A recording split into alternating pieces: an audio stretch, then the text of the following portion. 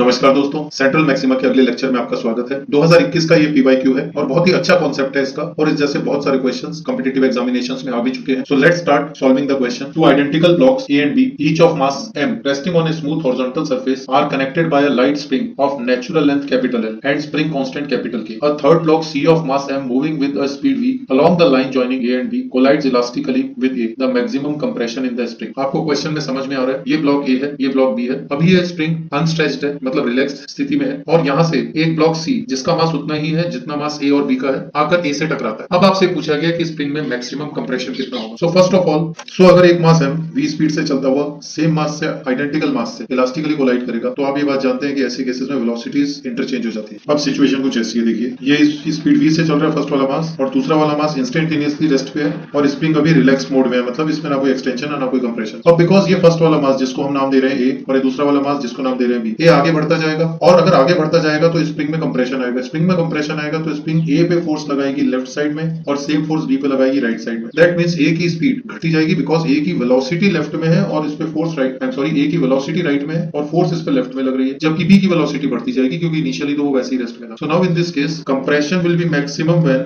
Both ends, मतलब both masses will be instantaneously moving with same speed. जब दोनों same speed से चल रहे होंगे उस समय पर कंप्रेशन इसका मैक्सिमम होगा। Let maximum compression is x0। मान लेते हैं मैक्सिमम कंप्रेशन x0 है, दैट मींस मैक्सिमम कंप्रेशन के समय पे दोनों सेम स्पीड से चल रहे होंगे और उस सेम स्पीड को मैं v1 मान लेता हूं। तो अभी तक की सिचुएशन कुछ ऐसी है कि शुरुआत में ये c a से टकराया और c a से टकराया बिकॉज दोनों के मासेस सेम है, कोलिजन हेड ऑन इलास्टिक है, वेलोसिटीज इंटरचेंज हो गई, ये भी वेलोसिटी इसके पास चली गई और जीरो वेलोसिटी इसके पास आ गई। That means block c rest पे आ गया और ब्लॉक a v स्पीड से चलना मूव कर गया, जो सिचुएशन हमने यहाँ पर शो की। अब इसके बाद जब यहाँ पर कंप्रेशन x0 है, अब यहाँ पे आपको मोमेंटम और मैकेनिकल एनर्जी दोनों कंजर्व करानी होगी। मोमेंटम इसलिए कंजर्व कराना होगा because there is no external force और मैकेनिकल एनर्जी इसलिए कंजर्व होगी बिकॉज कोई भी नॉन कंजर्वेटिव फोर्स वर्क नहीं कर रही है। सो इन दोनों सिचुएशन की बात चल रही है, इस सिचुएशन की और इस सिचुएशन की। अगर आप लीनियर मोमेंटम कंजर्वेशन कराते हैं, अच्छी तरह समझ लीजिए, ये कंजर्वेशन ऑफ लीनियर मोमेंटम साथ ही साथ कंजर्वेशन ऑफ मैकेनिकल एनर्जी दोनों का क्वेश्चन है। अगर हम लीनियर मोमेंटम कंजर्वेशन की बात करते हैं तो इनिशियली मोमेंटम था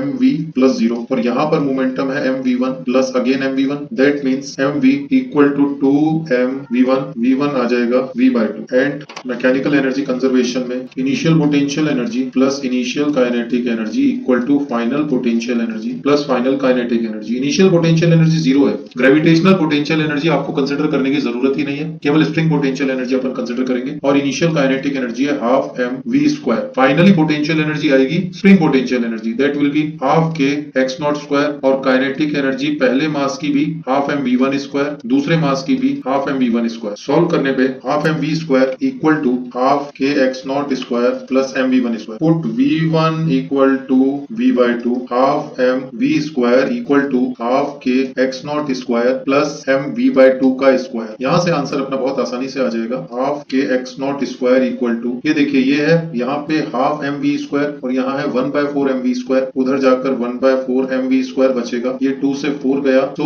x0 आ जाएगा mv²/2 के अंडर रूट, mv²/2 के अंडर रूट। तो आंसर है mv²/2 के होल अंडर रूट, v बाहर आ जाएगा, अंदर बचेगा m/2 के। So first is the answer. एक बहुत ही अच्छा क्वेश्चन था, कंसेप्ट बहुत बढ़िया है इसका, मल्टीपल कंसेप्ट है इनफैक्ट इसमें। ऐसे और क्वेश्चंस के लिए फॉलो कीजिए द सेंट्रल मैक्सिमा को। आपके पास और भी बहुत सारे क्वेश्चंस, बहुत सारे डाउट्स होंगे, आप उनको पोस्ट कीजिए and I will make sure कि मैं आपकी हेल्प कर पाऊं, आपको अगर कोई टॉपिक पढ़ना है उसमें भी। तो जान लगा के काम कीजिए। Thank you very much. जय हिंद।